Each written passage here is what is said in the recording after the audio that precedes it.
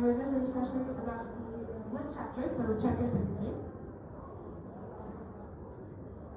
So we'll be dividing this chapter in 6 parts, going according to the book. So the introduction 17.1, 17.2, red blood cells 17.3, white blood cells 17.4, platelets 17.5, hemostasis 17.6, and transfusions, the last 2 parts. Alright, so without further ado, the introduction. So what can you tell me? What are the different functions of blood? Yes? Production, regulation, and transportation. Alright. So, transport. What does blood transport? Alright. Anything else? Yes? Alright. So, blood transports gases, nutrients, waste, and hormones. So the way you should remember it is that the blood needs to bring useful things to cells and also needs to take back not useful things to excrete them. Then we have regulation. So blood is in charge of regulating temperature, pH, and fluid volume. So temperature is through vasodilation and vasoconstriction. pH is through certain buffers. So there are molecules like the bicarbonate molecule that allow the pH to regulate its blood so that allow the blood to regulate its pH so that it's stable. And also the fluid volume. We'll talk about this a bit more when we mention the proteins of the blood. And then the protection. So blood is protecting your body against infections through white blood cells, but it also protects itself from its own loss through coagulation. So now onto the components of blood. So as you see here, this is a tube that has been centrifugated. So this means it has been put in a machine that turns around a few times, and the spinning will cause the denser materials to go down and the less denser to go up. So we can see this layer is the plasma, so it's the least dense. Then we have this layer with the white cells and platelets. Do you know what this layer is called? Yes? There's another name. The Buffy coat. Yes, this is the Buffy coat. And finally, the last layer is the red cells. So the amount of red cells in the blood is called the hematocrit. So the normal hematocrit is about 45% of blood. So we can see there are some variations from male to female. So it's slightly higher for males and slightly lower for females. So I've got a few important numbers here. You should know these numbers. So we have the pH, for example, 7.35, 7.45. And for the rest, just one main thing to remember is that the numbers for males are always slightly higher than for females. This is due to a few factors, including menstrual cycle and testosterone in males that increase blood production. Alright, so now on to plasma composition. So the plasma is mostly water, so 90%, but it also contains electrolytes. So those are certain ions, for example, the bicarbonate ions that we mentioned earlier for the pH. We also have plasma proteins. The most important protein is albumin. So albumin is 60% of plasma proteins, and the important thing about it is that it contributes to osmotic pressure. So you'll know more about osmotic pressure in later chapters, especially the blood vessel chapter. But for now, what you need to know is that if there is a decrease in albumin in the blood, it will cause fluid to leak from the blood vessels. So whenever you have edema, it's because of a lack of albumin. So if you have a question in the exam that's asking you, a 55-year-old woman has edema in her feet, what could be missing from her blood? The answer is albumin, right? Then we have globulins, alpha, beta are transport proteins, gamma globulins are antibodies, so they work in immunity. We have fibrinogen, which we'll talk about more later in the clotting process. We have nitrogenous substances, nutrients, gases, and hormones. So, a few questions for you guys. Which is not a transport function of blood? Which is not a, yes, a transport function of blood, out of these. Yes. Producing hemoglobin. Yes, very good. Next, which of the following is not a function of plasma proteins? Clotting, transport, osmotic balance, or gas exchange? What do you think?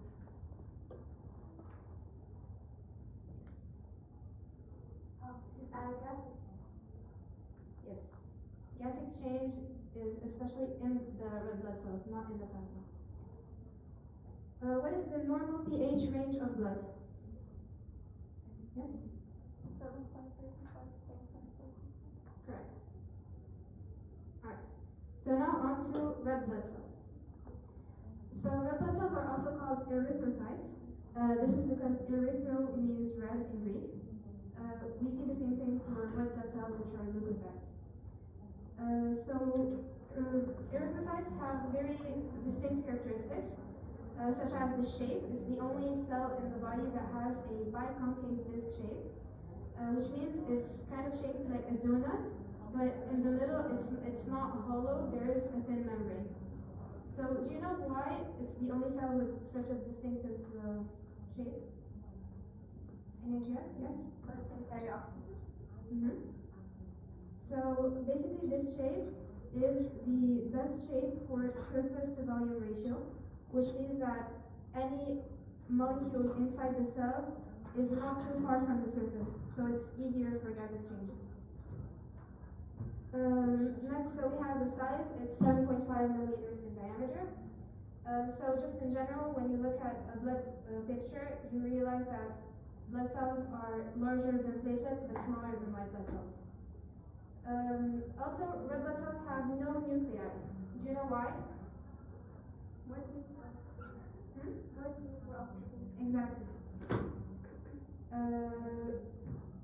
So another thing is that erythrocytes contain a protein called spectrin, which is necessary to maintain the specific shape.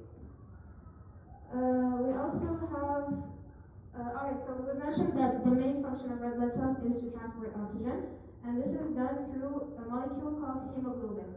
So there are 250 million hemoglobin molecules in one red blood cell. So let's talk more. What is hemoglobin? What do you know about hemoglobin? Protein. Alright. Oxygen. Yes. Made of four globin. Yes. So, heme and globin. There's one heme for each globin, and there are 4 globins. So there are also 4 hemes. So you can see here, there's beta globins and there's alpha globins. And this is the heme group. So the heme group is what attaches to the oxygen. And more specifically, it's the iron in the heme group. Alright, so we just explained that there are 4 globins in each hemoglobin and 1 oxygen binds to each. So if there are 250 million hemoglobins per 1 red blood cell, how many oxygen can 1 red blood cell transport? Yes? 1 billion. Correct, 1 billion. Alright, so just here to make sure that the terminology is clear, we have different terms to refer to hemoglobin: oxyhemoglobin, deoxyhemoglobin, and carbaminohemoglobin. Can anyone tell me what's the difference between them? Yes? Oxyhemoglobin carries oxygen usually. Deoxyhemoglobin carries nothing, doesn't carry just hemoglobin without oxygen or carbon. And carbaminohemoglobin is floating. Exactly, that's right.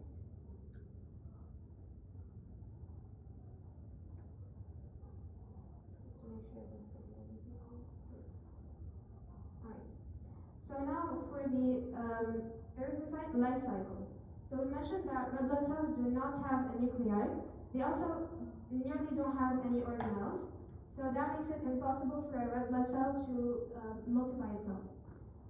So that means that any red blood cell that is produced will be destroyed, and then other blood cells will come. So first of all, do you know how long a blood cell stays in the blood? Yes? For 20 days. Yes, 120 days.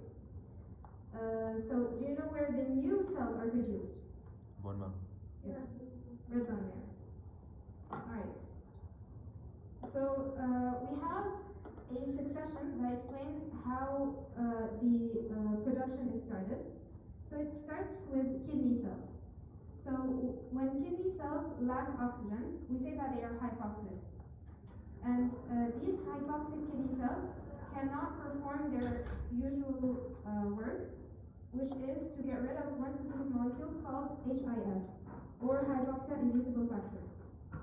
So whenever the kidney cells don't work, this molecule HIF accumulates, and when it accumulates, it provokes other cells of the kidney to produce another molecule called erythropoietin, or EPO. And this erythropoietin will go to the bone marrow to stimulate red blood cell production. Alright, so again, hypoxic kidney cells can't get rid of HIF accumulates, EPO is produced, EPO stimulates the bone marrow, red blood cells are produced. Alright? So there are certain requirements to make red blood cells. So we need nutrients, as we need to create any other cell. But we also specifically need vitamin B12, folic acid, and iron. So do you remember where is the iron in hemoglobin? The heme group. Yes, the iron is in the heme group, and the iron is what attaches to the oxygen. Alright, so now for the degradation products.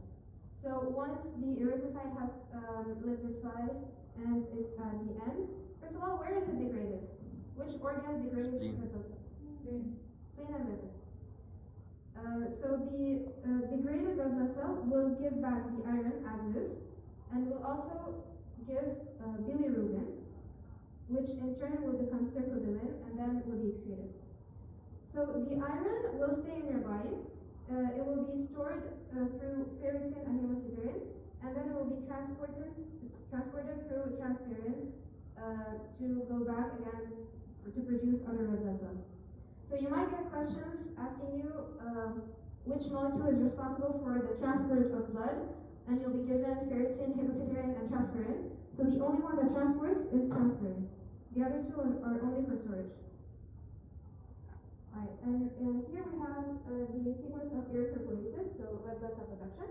So we start with an undifferentiated stem cell. So this hematopoietic stem cell is the same cell that's used to produce white blood cells and platelets.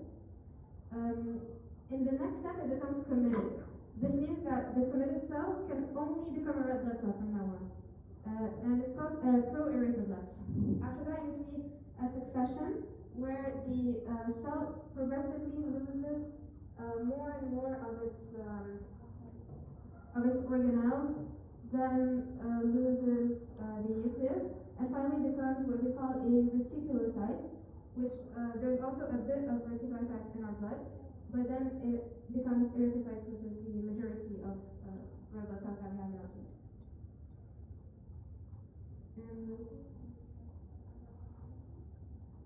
Alright, so some information about erythropoietin. So we mentioned how important it is to produce new blood cells. So do you guys have any idea what happens if someone were to inject erythropoietin? Viscosity increases Yes. because erythrocytes increase. Yes. So it's used sometimes by athletes because more erythropoietin means more red blood cells, and more red blood cells means better oxygen supply to the body or to the muscles. So it gives them a better performance. However, it also carries some risks because more red blood cells means blood is more viscous, so there is a higher risk for strokes or heart failure, which can be very dangerous. And one last thing about erythropoietin. So I mentioned earlier that one of the reasons why males have more red blood cells and higher hematocrit than females is because of testosterone. And this is because testosterone increases erythropoietin production, which is one of the reasons that explains the difference. Alright, so now some questions for you guys. What percentage of carbon dioxide in the blood is bound to hemoglobin? I forgot to mention that, but you might know. Yes. 20? Yes, 20%. Because hemoglobin mainly transports oxygen. It only transports a small part, which is 20%. of carbon dioxide. And where does erythropoiesis primarily occur in adults? Yes? Yes, yes. Yes, correct. Next, for the red blood cell disorders. So, there's two types of disorders for red blood cells. Either you have too few or you have too many. So first we're going to talk about when you have too few red blood cells, and this is called anemias. So there are different reasons why you have not enough red blood cells in your body. Either there are not enough that are produced, either you're losing a lot, or the ones that are produced are not well made, are not properly made. So for the not enough produced, we have issues with the erythropoiesis process. So either one of the elements needed, one of the requirements is missing, so iron, vitamin B12, EPO, or there's an issue with the red blood marrow itself. So for iron deficiency anemia, the red blood cells that are made are microcytic, which means they're smaller than normal, and it usually comes secondary to hemorrhagic anemia. So hemorrhagic anemia is when you lose a lot of blood. It could be acute or chronic. So you could lose a lot of blood in one time in an accident, for example, or it could be chronic because of a stomach ulcer, for example. And so the more blood you lose, the more iron you also lose with it. And so to treat this, you will need iron supplements, or to treat if there is an issue with iron absorption. Then we have pernicious anemia. So pernicious anemia creates macrocytic red blood cells, so they're larger than normal, and the issue is usually autoimmune. It's due to the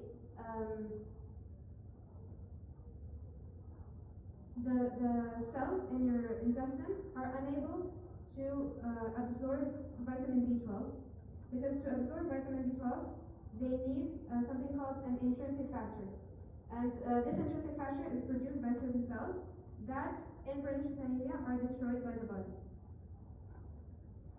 So again, pernicious anemia means that your body can't absorb vitamin B12. Why? Because the intrinsic factor is missing. So it is treated either by intramuscular injections or by nasal injections with vitamin B12.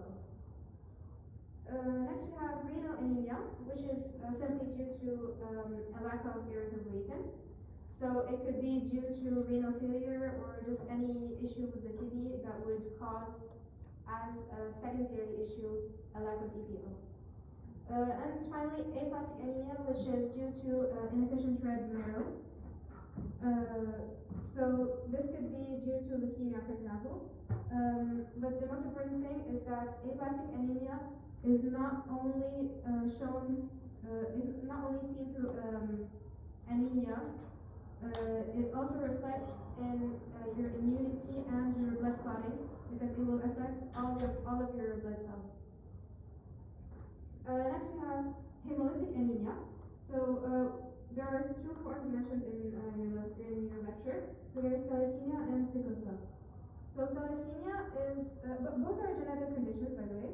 They're recessive, autosomal recessive, which means that you need to get the condition from both of your parents for it to be apparent.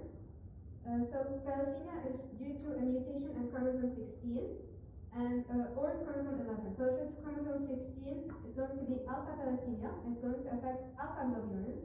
If it's in chromosome 11, it's going to affect beta globulins, and it's going to cause an absent globin chain. For sickle cell, there's a mutation in one single amino acid in beta globulins. So you might think that one single amino acid is not enough to create such a huge problem, but it escalates into a severe case, because it changes the shape of the cell in case of lack of oxygen. So for example, after some heart after some hard exercise, it will cause the cell to become sickle-shaped, like a C shape, and it will become rigid, which might block smaller blood vessels, and it might create many other problems. Alright, so now for the opposite, so polycythemia, is when you have too many red blood cells. So we mentioned one possible cause of polycythemia in case of injection of erythropoietin. But usually we have two main causes, so polycythemia vera and secondary polycythemia. Both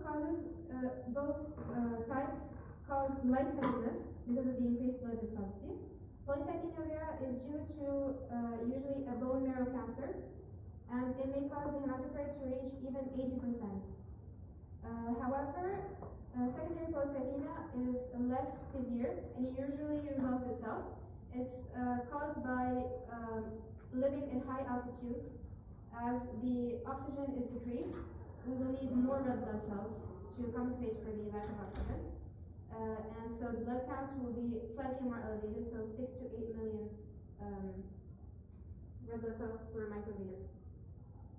And so we have blood doping, which is something else that's used by athletes, which is basically taking away some of your blood, then waiting for a while until the body restores or regenerates the blood that's lost, and then injecting the same blood again, so that by the end you'll have more blood than at the beginning.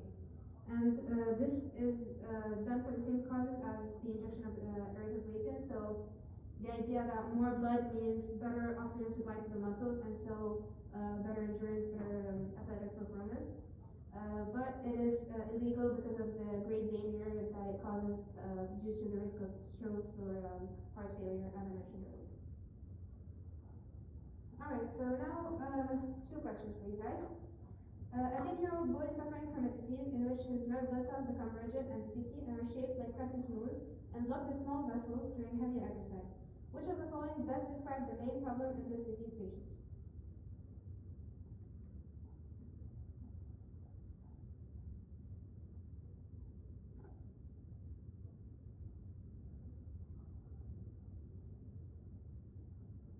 Any ideas?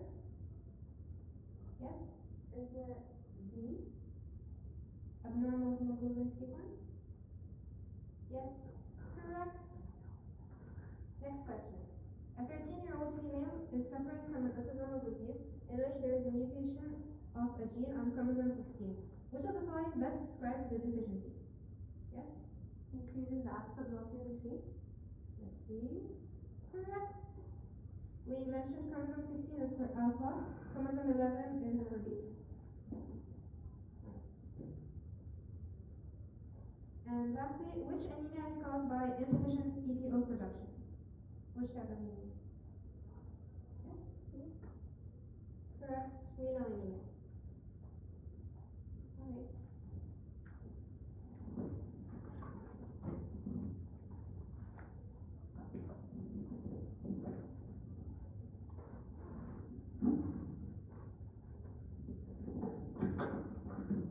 Hello everyone, I'm Raghad. I'll be discussing the white disease and platelets for now, and later for the blood transfusion. Let's start. At the beginning, I'm going to give you a general idea about the white disease. White disease, what do you think it's like? Why do we have this white disease in our blood? What's the function? For our immunity. For our immunity. And do you think that these things are complete cells or just a part of the cell? Complete cells. They are complete cells. And what do you think about their count? Their number? Is it high or low? High. Yeah, but according to the red blood cells, they are higher or No. they're lower than white blood cells. Their number in blood is between and yeah, it's about 4,800 and 10,800 white disease in microliter. Take care about microliter, it's not in milliliter. And the function, you said that it's for defending against diseases. White PCs are getting out of these capillaries that we have in our body using which thing? What do you call it? What process? It's there. Diabetes. That's right. We're using this process to get the white PCs out of the capillaries. This is the general information. So movement, they use the amplified motion, and for positive chemotaxis, let's imagine that my body is a country. It's called me, and we have the police, and someone will defend our body against threats, and we have people living there, which are the organs, and the white disease, which we defend, and we have a transport system, okay, which is the blood. And let's imagine that there's a problem that happens in the upper part of this country, okay? So how would the police know that there's a problem in that place? They ask me to send location, right? So sending this location is the chemotaxis. Okay, you understood the idea? This is the chemotaxis that white PCs use to know that this place is damaged, and I'm going to fix this place or defend against this place. Leukocytosis is it's making white PCs, like generating white PCs. And by the way, it's a normal response to infection. Completing the general idea, leukocytes are categorized into two categories, granulocyte and agranulocyte. As the name suggests, agranulocytes, they lack the visible granules, and the granulocytes, they have this cytoplasmic granules. There's a mnemonic I'm going to tell you about. I'm sure the doctor talked about it. So, never let monkey eat bananas. Do you know what never or N stand for? Neutrophils. Let? Lymphocytes. M? Monocytes. And E? Yes. And B? So they are ordered according to Mutasem.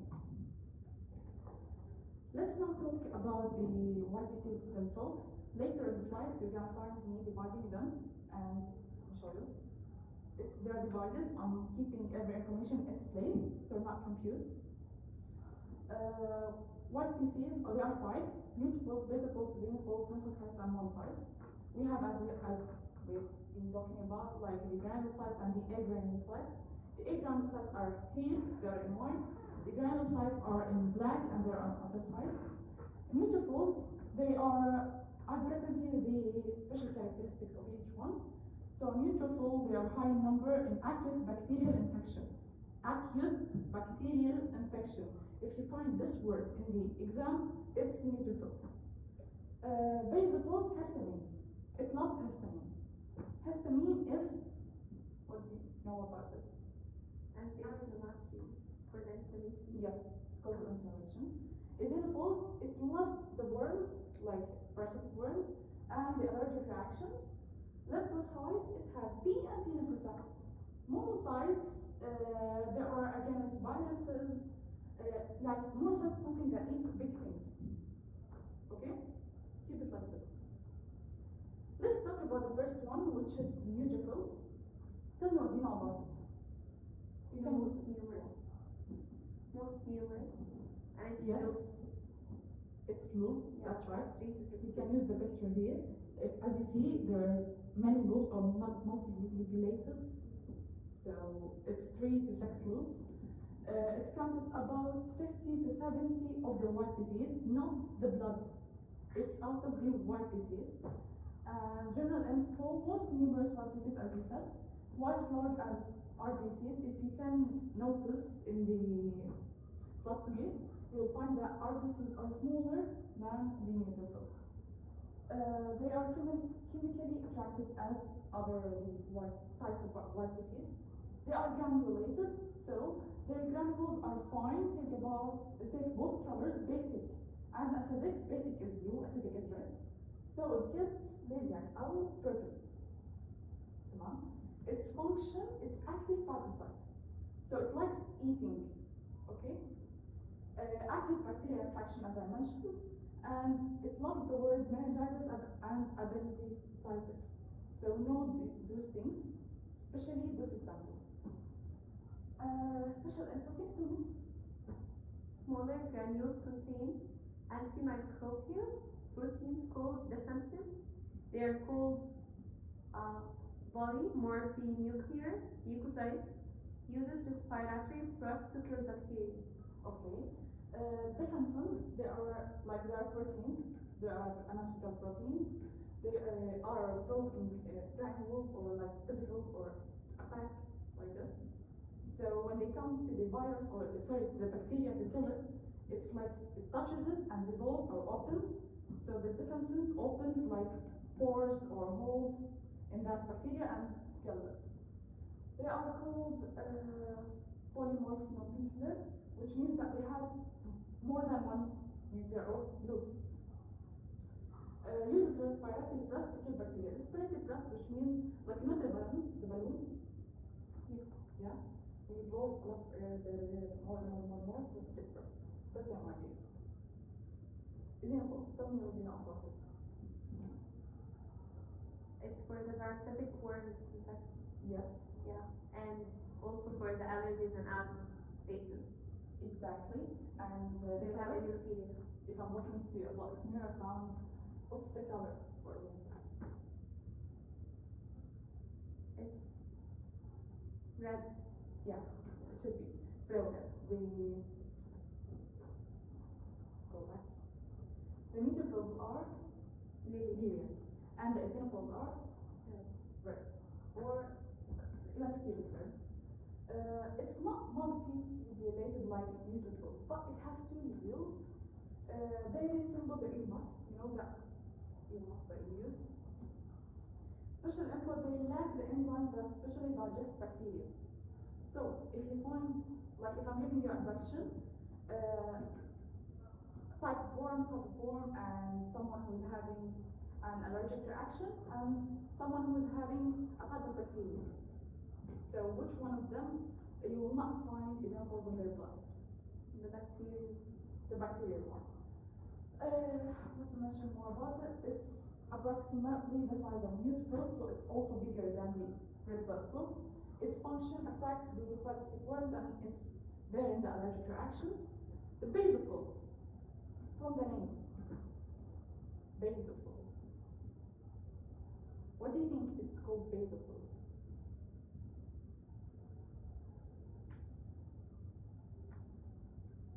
Tell me. Because it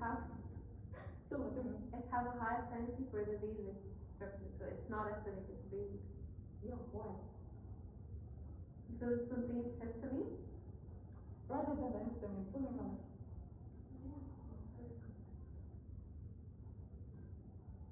You have the information, but you don't know how to express it.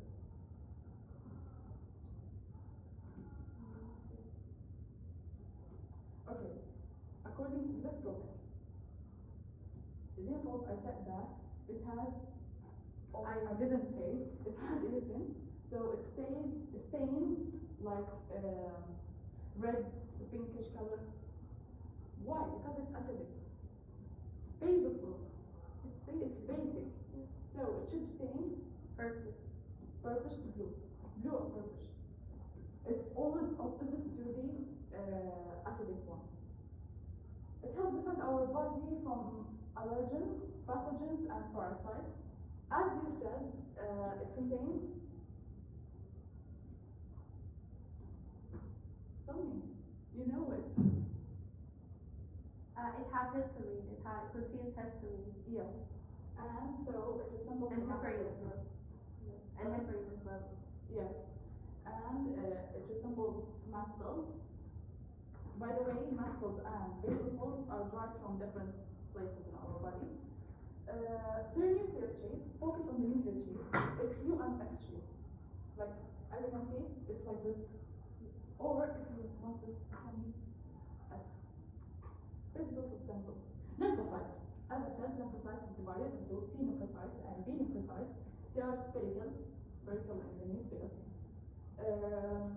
They are large, they are so big. Their function critical role in immunity. You'll take this more later.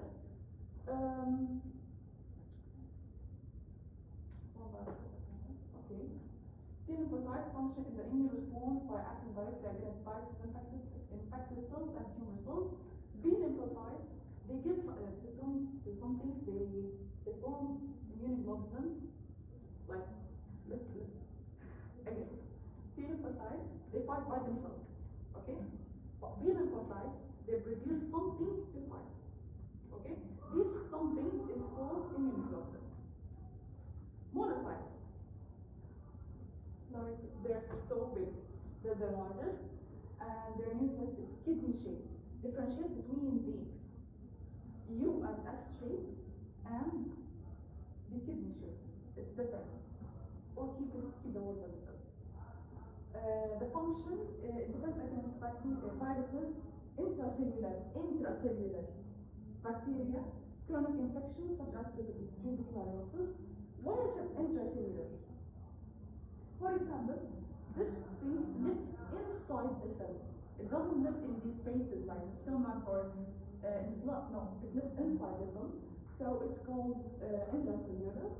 Special info when circulating monocytes leave the bloodstream and enter the tissue, they differentiate into highly mobile macrophages. So which one is the precursor? If I'm giving you the 5 types of white disease, which one of them will differentiate into macrophages?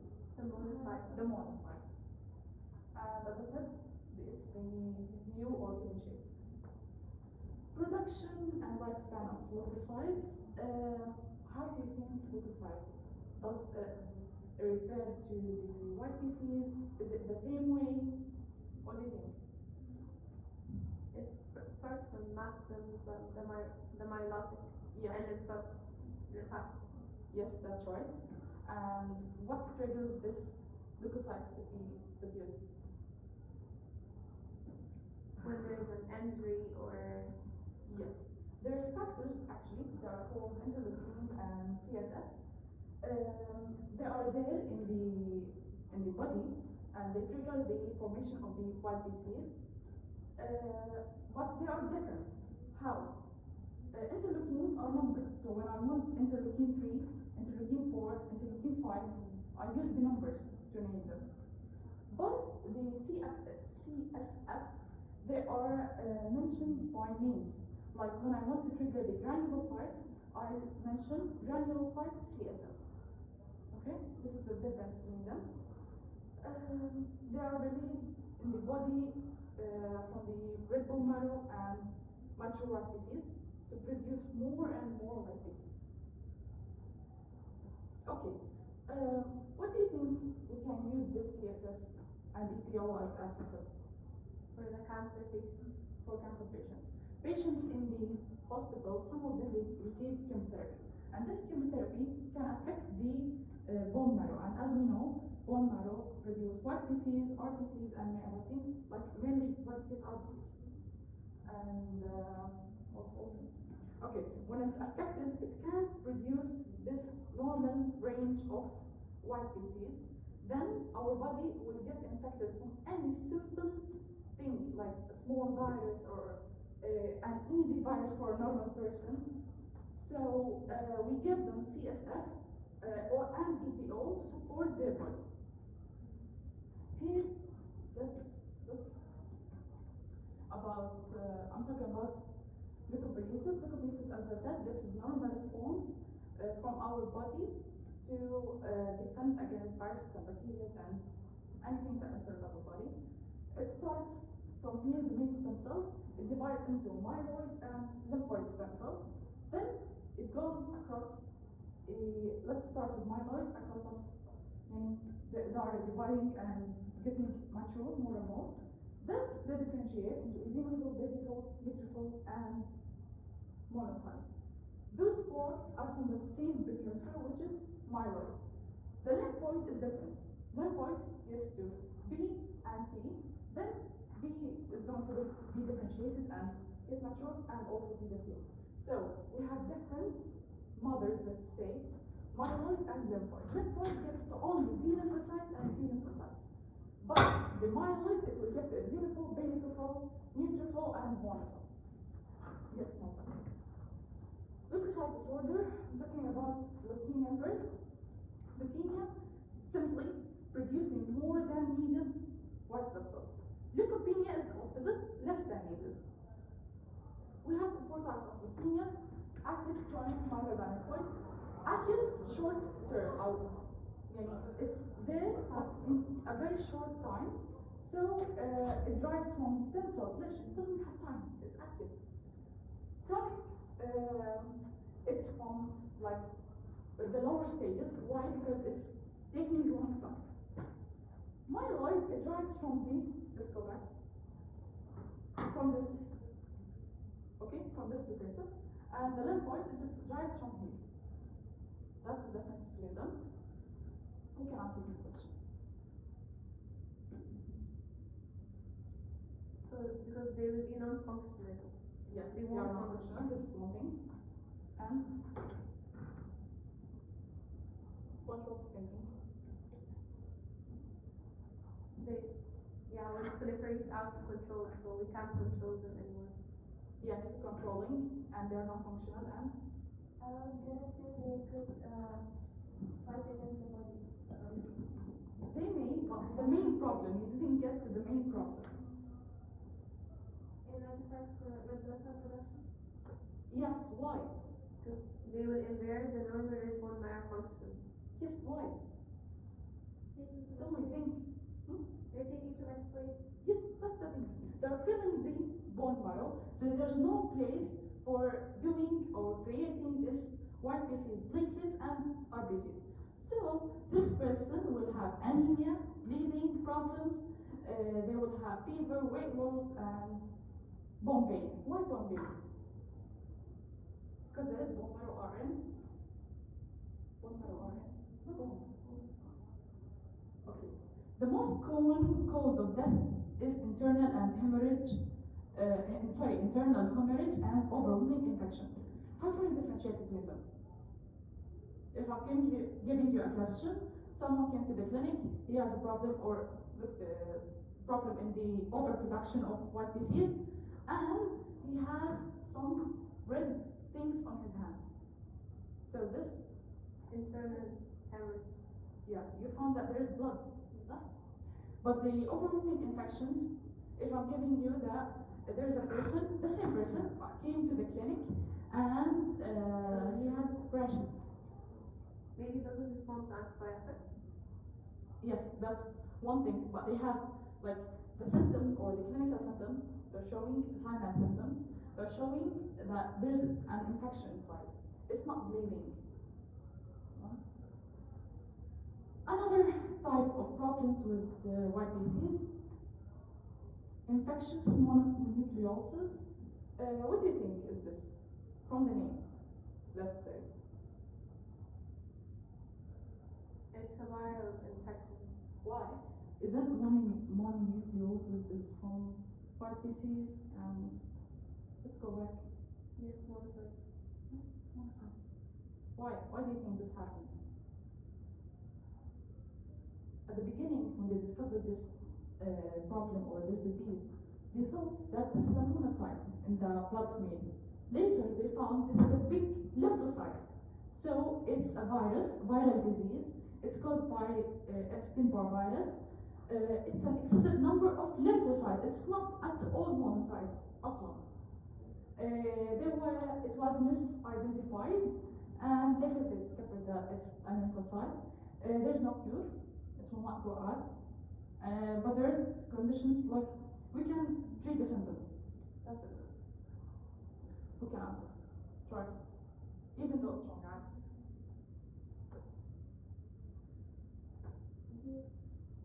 Let's see. Which is the most one? The least one, sorry. Yeah, it's D. How do you know? That's right. So, according to this mnemonic, we have never let monkey eat banana. I said I'll tell you later. So, never is the highest number of YPCs. The lowest one is at the end, so it's going downwards. The next one, please. So, It's C, phagocytes bacteria. why? Because the other options are wrong. Like D, for example, it's for the eosinophils, it's not for the neutrophils. Yes. And the histamine is not for the neutrophils, it's the basophils. That's So right. the correct answer. Yes. So by elimination. Yes, this is the example. It's useful. Next. Try it.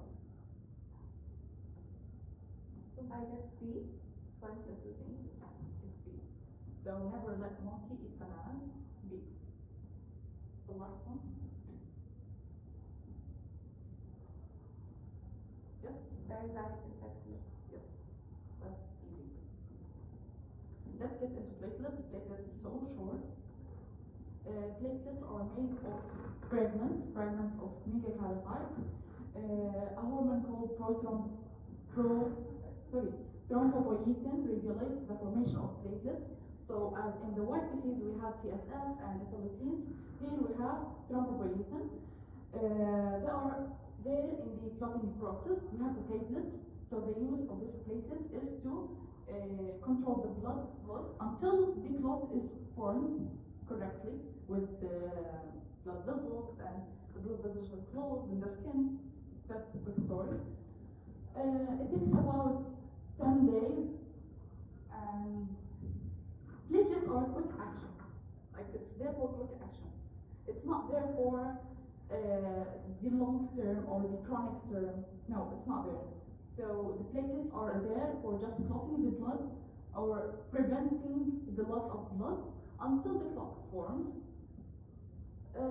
Platelets, the formation of platelets, it starts again from stem cells. Developmental pathway is from there to here. We have, as I said, megachyrioblast. Then it's megakaryocyte. Plast and cytoplast is the precursor to site is mature or real cell.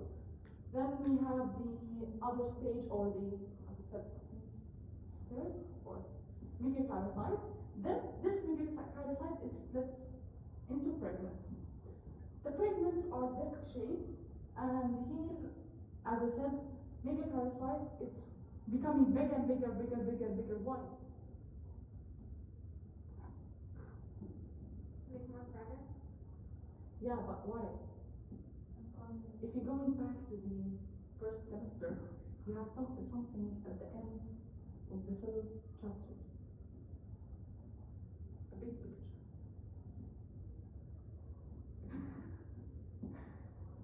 If there is a cell, I want to make a dot of this cell. It comes, then everything inside the DNA things duplicate, then it splits. Is that right?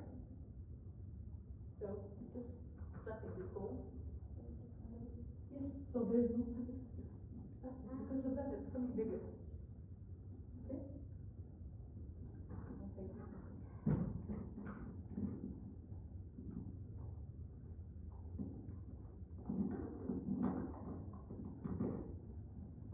Alright, so now on to hemostasis. So in case you're bleeding, what happens? How do you stop bleeding? Alright, so there are 3 steps. The 2 first ones are rather short. The last one we'll see in a separate slide. So we start with the vascular spasm. So the vascular spasm here is simply the smooth muscle in the vessel that will cause vasoconstriction. So the vessel is going to constrict. So why do you think constricting will help with stopping the bleeding? Yes. It's both down the muscle. Exactly. Alright. And this vascular spasm is enhanced by 2 molecules, serotonin and thromboxane A2. Next we have the platelet plug, which is stabilized by something called the von Willebrand factor. So again, memorize the names of those molecules.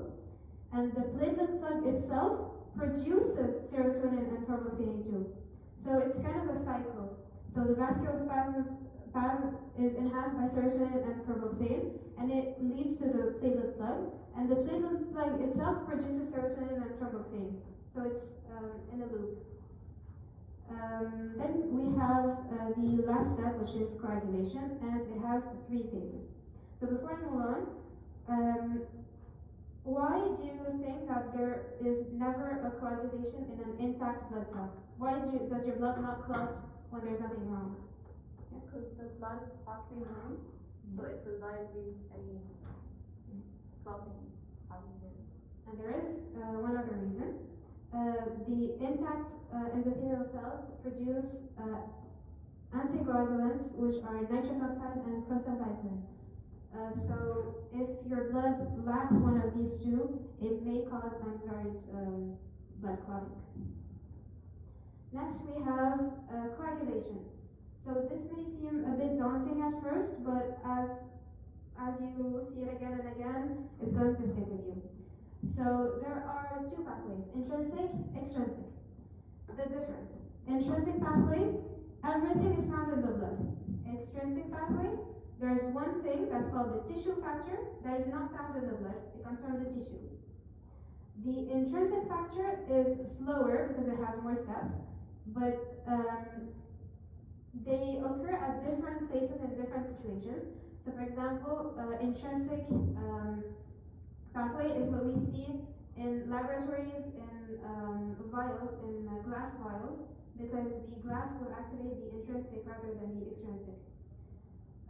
So here you need to memorize these different factors. So you'll see each factor will activate the next factor, which in turn will activate another one. So it's a sort of cascade. And by the end of phase 1, you end with prothrombin activator. So as the name indicates, what's the role of prothrombin activator? Activate the strong prothrombin. Yes. As simple as that. So what does prothrombin do? Again in the name. Makes the strong, activates the strong. Activates thrombin. And then finally, thrombin will activate fibrinogen to become fibrin. And the fibrin is what's going to make the collagen fibers come together to make a mesh and close the wound. Alright, so here we have all the clotting factors. So what's important here is to remember which ones are made by the liver and which ones require vitamin K. So that you know, in case of a question that comes asking you which of these will be impacted by a problem in the intestine. So a problem in the intestine is related to vitamin K because it's a fat-soluble vitamin that needs to be absorbed. So if there's an issue with the absorption of vitamin K, which of these is affected? And you're going to have to memorize that it's these specific ones. Alright, so now for the disorders of hemostasis. So we have both sorts, either undesired bleeding or undesired coagulation. So for undesired bleeding, you have thromboembolic diseases. So thrombi is a blood clot in the body that is undesirable or not useful. And emboli is a thrombi when it moves and it starts circulating in the blood. So it's not so much the thrombi, but more the emboli that are dangerous. Because emboli will move with the blood flow and they might get stuck in the smaller blood vessels, for example in the brain. It's going to cause ischemia, which will cause cell death, and it can have very severe consequences. So these thromboembolic diseases are treated with different drugs. So you have to memorize in which case we use what drug. So for example, we have aspirin that is used for heart attacks. So for any patient that is at risk of heart attacks, we will favorably give him aspirin. Then we have heparin that can also be used. And finally warfarin, which is specifically in cases of atrial fibrillation. So again, if you're asked which drug is used for a patient with a thromboembolic disease. You have to be careful whether it's mentioned, does the patient have a heart attack, does the patient have atrial fibrillation, and according to this, you will choose which one is used. Then you have the bleeding disorders. So we have thrombocytopenia, which is a problem with the platelets. So platelets used to be called thrombocytes. However, as you know, cyte is for cell, and we've seen that platelets are not really full cells, they're fragments of cells. So this name is not used anymore. So thrombocytopenia is a lack of platelets, and it is seen on the body through what we call PTK, which are little red dots on the feet, for example. They're very recognizable, and they indicate thrombocytopenia. So in this case, you will need a transfusion of platelets. Then we have bleeding disorders due to impaired liver function, which causes a lack of most factors and the bad absorption of vitamin K. So if you remember in the table, many of those factors are produced in the liver. So if there's an impaired liver, there is also an impaired coagulation. And then finally, hemophilia. Hemophilia is a genetic disease. It is X-linked, which means that you will see it more in men than in women. And hemophilias are specific to one single factor. So you have factor 8 for hemophilia A, factor 9 hemophilia B, and factor 11 for hemophilia C. So remember which factor corresponds to which hemophilia.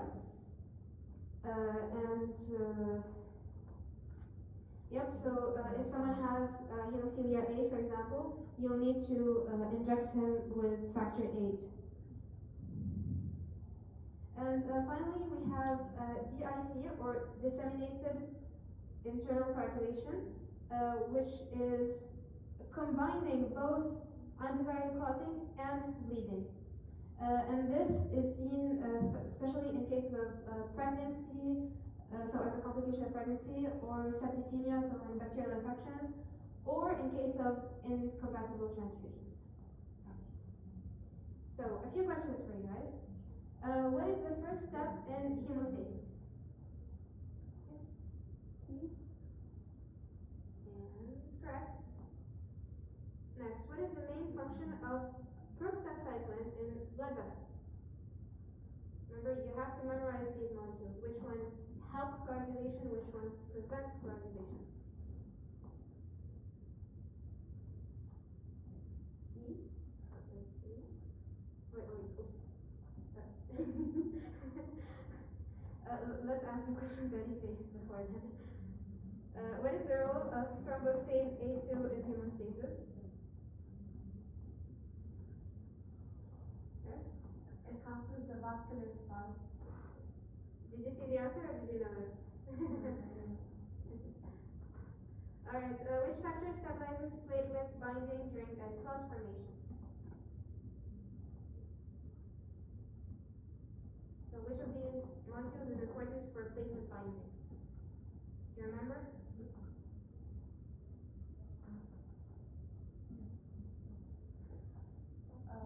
It's C. Yes. Alright, so now back to question 35. What was your answer? B. Correct. Next, which ion is essential for blood clotting? I'm not sure if I mentioned it, but you might know, yes? Calcium. Yes, it is calcium. And two more questions. So, a 42-year-old male who is a soccer player, has a heart disease, prone to atrial fibrillation. So, which drug for atrial fibrillation? Warfarin. 58-year-old man, intestinal disorder, had to remove a part of the intestine, has bleeding disorders. What deficiency does he have? Vitamin C. Yes. intestinal problems equal vitamin K. Yeah, for those for transfusions.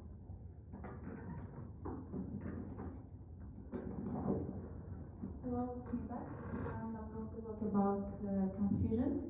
Before we start, can you tell me why do we use these transfusions or blood transfusion? Why do you think blood transfusion is there? For people who need the blood. Yeah, why do these people need blood? To help blood loss. Yeah. For example, in an injury, like if someone lost the blood, so Yes. he needs a blood transfusion. Or in pregnancy. Yes, this is the idea. The human cardiovascular system minimizes the effect of blood loss by reducing the volume of blood, then the loss of blood, they reduce this, and stepping up the production of the red blood cells. Our body can lose a little bit of blood, but not a small cut in our hand can affect the blood, the circulation, I mean. But if it reaches to 30% of our normal volume of blood, it can result in a severe shock. Transfusion of RBC, we have two types, whole blood transfusion and backed RBCs. Backed RBCs are simply for restoring the oxygen transport or the oxygen to reach the organs. But the whole blood transfusions is rarely used and only when blood loss is rapid and in everything. It's not only like for restoring the oxygen transport thing. The shelf life of the collected blood is about 35 days. It's an important information to know. How is this blood kept in the labs? It's mixed with anticoagulants, so it will not clot and it will be thrown. It's not useful. We have the ABO blood groups, or the typing of blood. We have 4 types of blood, A, B, A, and O. These types of blood are grouped according to antigens. Antigens are the landmarks that are found on the RBCs. They are like flags, flow, that's the thing. So those are antigens, RBC antigens. A, B will find A and B. B will find only B, A, only A, and O will not find anything. According to antibodies, A and B, why I'm going to fight against myself? So when I find nothing, no antibodies. B, I will find anti-A, okay? And A, I will find anti-B. And then O, because I don't have any antigen on myself, I don't have any mark, so I fight against both of them. Okay? Here are the pictures to explain about this. A newborn lacks these antigens, but they begin to appear in the plasma within 2 months and reach other levels within 8 to 10 years of age. Okay, these are information that you can read while studying. RH group is basically another blood group typing or blood typing. Like ABO, we have another system which is called RH. We type especially for the antigen, it's 52 identified RH antigens. They are combined while saying the name. I'm saying A plus or A minus, B plus, B minus.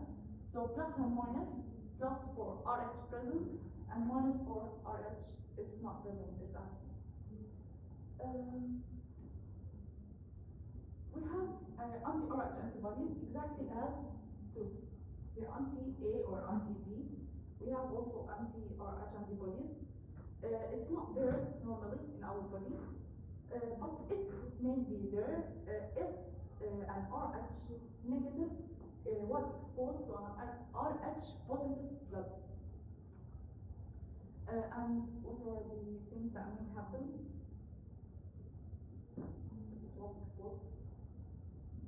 The recipients will attack the donor cells. Yeah, how? So try to break them and get them out of the body. This problem can happen in a pregnant woman if she is RH negative, which means that she doesn't have this RH antigen in the body, and she's carrying an RH positive baby from a positive RH father. So as you know, the babies can be as his mother or as his father. He's carrying Rh positive from his father. And for the first pregnancy, it will pass normally, nothing will happen. The second pregnancy, the same thing happens, and the baby was Rh positive. The mother's body will attack this baby. And if he was born without any medicine or any medication, he will have severe problems. He will need blood transfusion. He will have hemolytic diseases and erythroblasts fetalis. It is a disease called erythroblastosis fetalis. How can we treat this? We use program. Program is a serum containing anti-Rh antibody. So we are attacking the anti-antibody. You got me? We are attacking the antibody itself. That's correct. As I said, we have here anti-A, right? In the B blood. If I am B, I will have anti-A. If I am Rh negative, I will have anti-Rh. Right? Why? Normally I not have it. But if someone is having a baby with Rh positive and the blood was exposed, normally the blood will not expose. Like the blood will not, the fetal blood will not touch the mother's blood. Unless in pregnancy it may mix or something, in labor it may mix or something like this. So we will attack the attacking thing. If I'm having something to attack this one, okay? And I can make something to attack, he can make something to attack my weapon or my thing that I'm using to attack him. You get the idea? Is it clear? It's important, they ask a lot about it. Moving forward to transfusion reactions. Transfusion reactions, it has two types. Like if I'm receiving a blood, I may attack the blood or the blood may attack me. Okay, different. The initial effect, mostly the blood will be clotted and clumped, then it will go out of the body or destroyed. Like they break it down. What are the consequences of transfusion reactions? We have hemoglobin problems, blood inflow to flow in some small blood vessels, oxygen transport impaired. We have some symptoms like fever, low blood pressure, vomiting, nausea, high heartbeat, or rapid. And mostly it's rarely lethal because it doesn't affect a lot, except it causes kidney damage. So if the kidney was damaged, like as we know that the kidney is the filter of our body, a lot of our diseases are broken down, so a lot of waste on the kidney. So the kidney, it will be damaged because of a lot of waste. So that's it. The treatments, we give fluids and things or medicine to prevent kidney damage and flush out hemoglobin. As I said, we have hemoglobin complication. It may cause acute renal failure. Universal donor and recipients. As you know, I will explain this more later. What? Group O can give to everyone. AB can receive from everyone. If I am going to have a surgery, I can give blood to the hospital before admitting to the hospital for the surgery. For example, the surgery is after 1 week. This blood is being saved for me. If I need it, I'll get it back. So this is called autologous transfusion because I'm using my own blood. Okay? It's not other one's blood. Blood typing and cross-matching. Why do you think cross-matching is done? Why? Make sure there's no reaction. Yes. So how is it done? What do they do? What is cross-matching? Yes. They take a sample of the recipient and the donor and they mix them. Yes. They mix them to check there is no reaction between them. Because we have more groups than, I think it's mentioned here. Let me see. Yeah, it's here. There are more groups and more things that are found in our blood, but they are not common. So we are not testing for them unless the patient is going to receive blood more than one time. So we're checking or cross-match the blood. AB blood grouping, as I discussed before, it's this. This one is called AB blood grouping. But here they are typing for it, so they are testing if this one is A or B or C. They are testing, like they are putting blood group A with anti-A and anti-B. So we know that A has antigens. So this antigen is going to agglutinate. If it's with anti-A, you got me? No. Okay, great. Can I write? I can't write fast.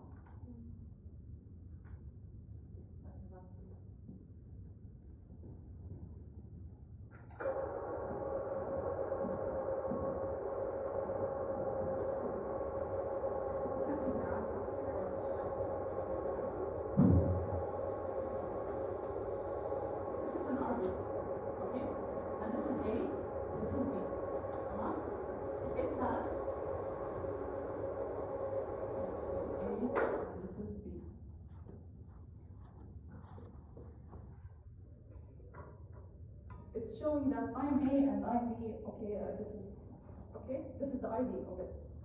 It's called antigens. Tamam? I'm going to test. I don't know this one is A or B. Okay? I know from here, let me go back. From here that A has anti-B, and B has anti-A. So I go to the lab,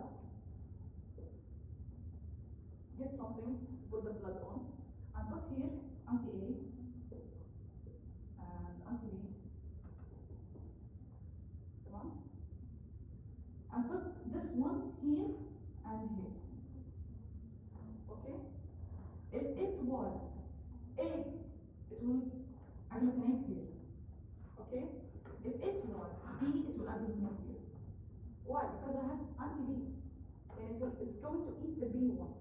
So if it's B, it will agglutinate here. If it's A, it will agglutinate here. Even though the RH, the same concept.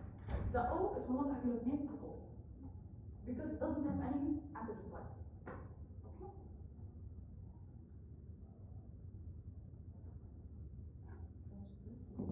Okay, here are, it's the last part of the book. I'm going to give a quick revision about it. It's not big information, but it's mentioned there, so you know it.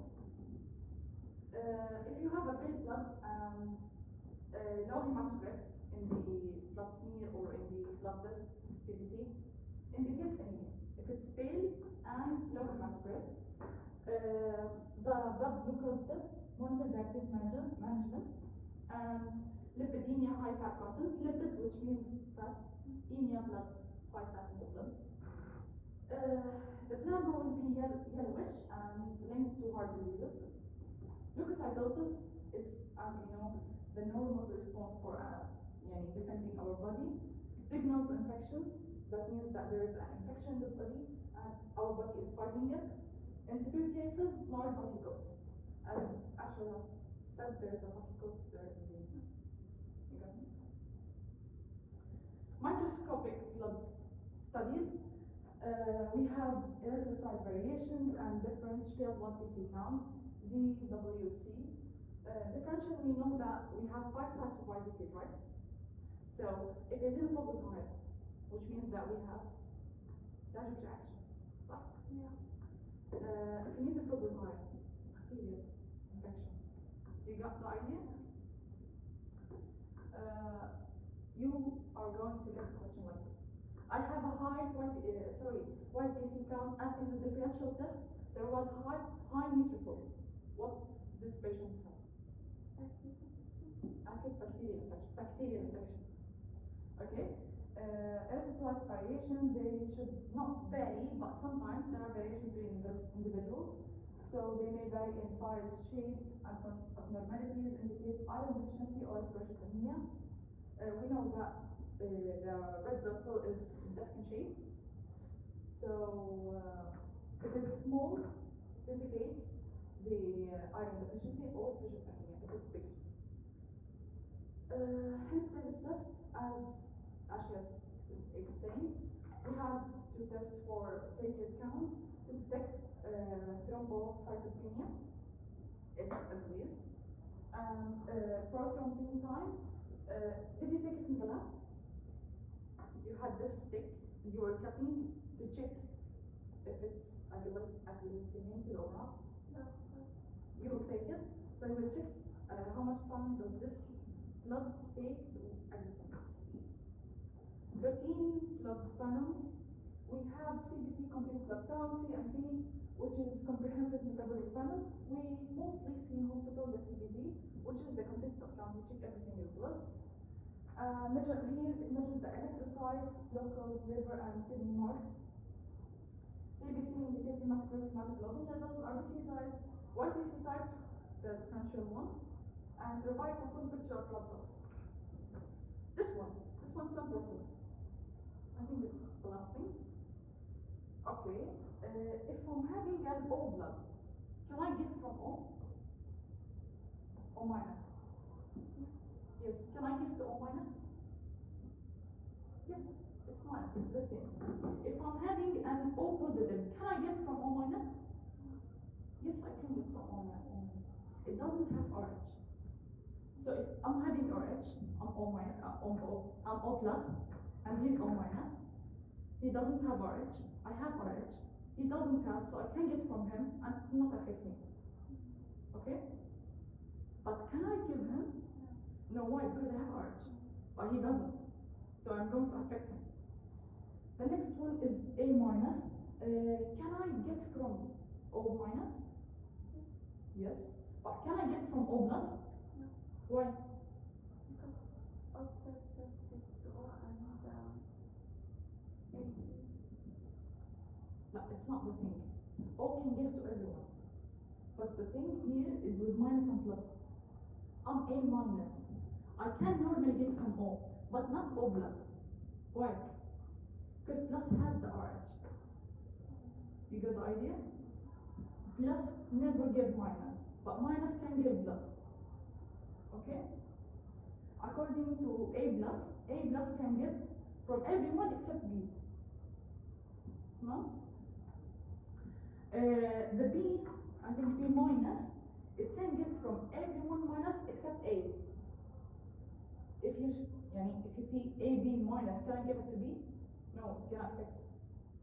Why? Because it has A. And B blood, we know that it has anti-A. So it will affect it. It will kill it. It will eat it. Okay?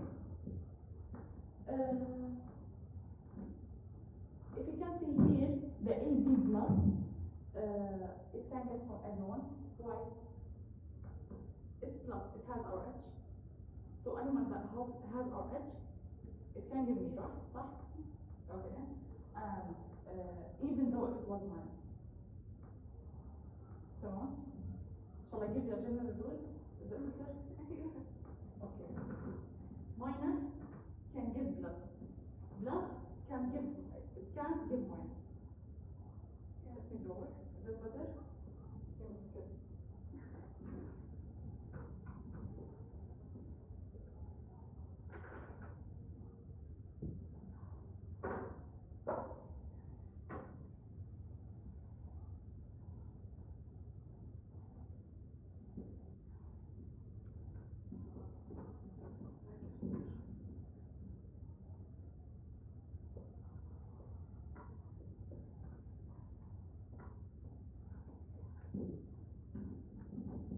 I have three types of RBCs, صح? Okay. Each one of them A, B, and AB. I have one more which is O, which doesn't have any one of them, any antigen here. It's O. It's empty one. Doesn't have anything. Okay? It doesn't have any flag. It's a baby one. It's O. Okay? I have more than this. I have another factor. It's in blue. It's called RH. Huh? Okay.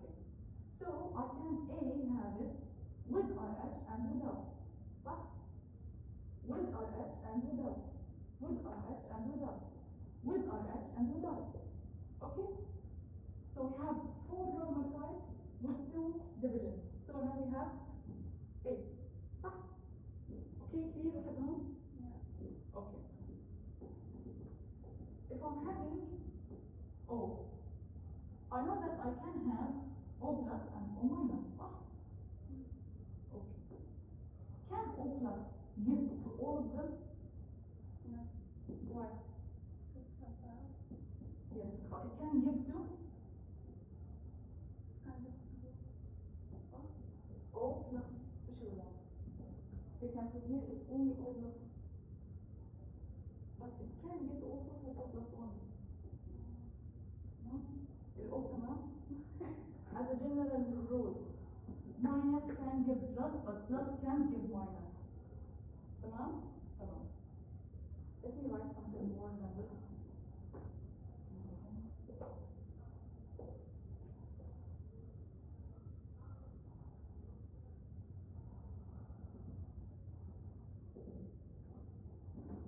Okay, I have A plus and A minus, صح? B plus and B minus. C. AB plus and AB minus. O plus and O minus. Is that right? Hello.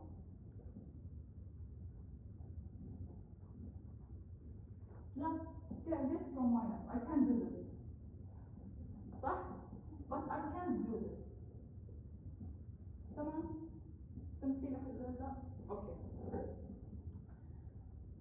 A can give AB and A, صح? But if it's plus, can I give it to minus? No, I can give it only to plus. تمام؟ تمام. نفس الفكرة B. B can give to B and to AB. But if it's plus, can I give it to the minus? I can give it only plus. O plus can give to someone who's plus, like this. It's okay. تمام? But O minus can give everyone. Everyone. It's the universal donor.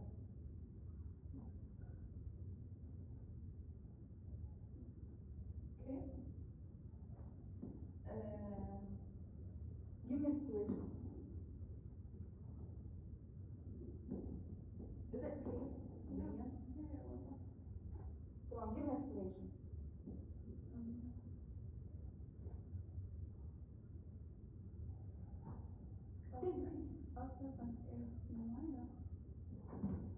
A plus and O plus and wait, O plus and AB minus. Which one can receive from? Which one can receive from the other? No one. It's minus. It's plus. I can't give this to this, and I can't give this to this. Yeah. Because this one doesn't have A or B, and this one doesn't have the RH. So they're not together at all. According to this one, it can receive from everyone here, except the pluses. So this one can receive from this one only. The plus can receive from all of these, because it's plus. Even though if I'm giving him a blood that doesn't have the RH, it will not affect him. It doesn't have it also. But if it had it, it will affect him. You got the idea?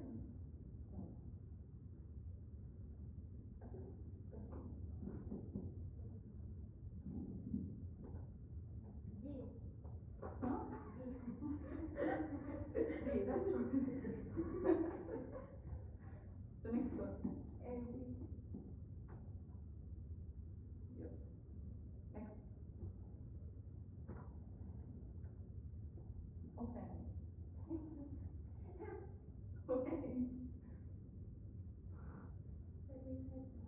Wait. Yes. What happened? Oh, let's see. And this one? What is the RH factor? What Looks like it's C, but we're not sure. Yes, it's C. Okay, the next. This one. RH negative received RH positive. What will happen?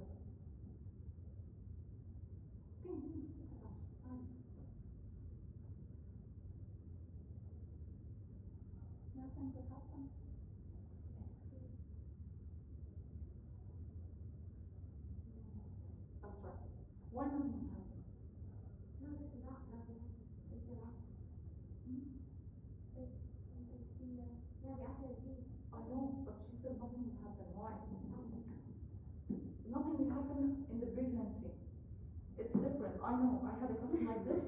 I was confused. Normally, in pregnancy, the first time, the mother is not exposed to that blood unless at the labor time. تمام؟ But normally احنا قلنا هون.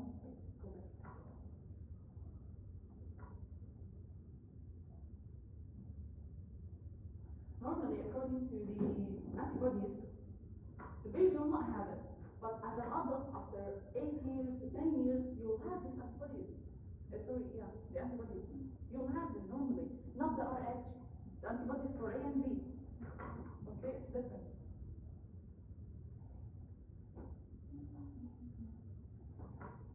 These questions are so important. They are extra important. Take a picture. I will give you the answer on the WhatsApp. The important group. Try to answer.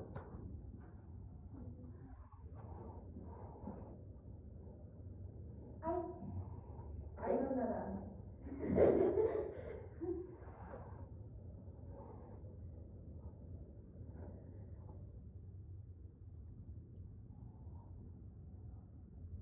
Okay, look.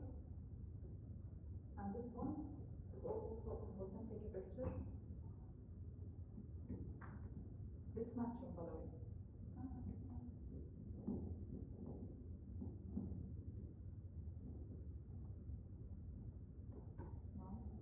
Thank you for listening. If you have any questions, feel free to reach us. And please give us your feedback.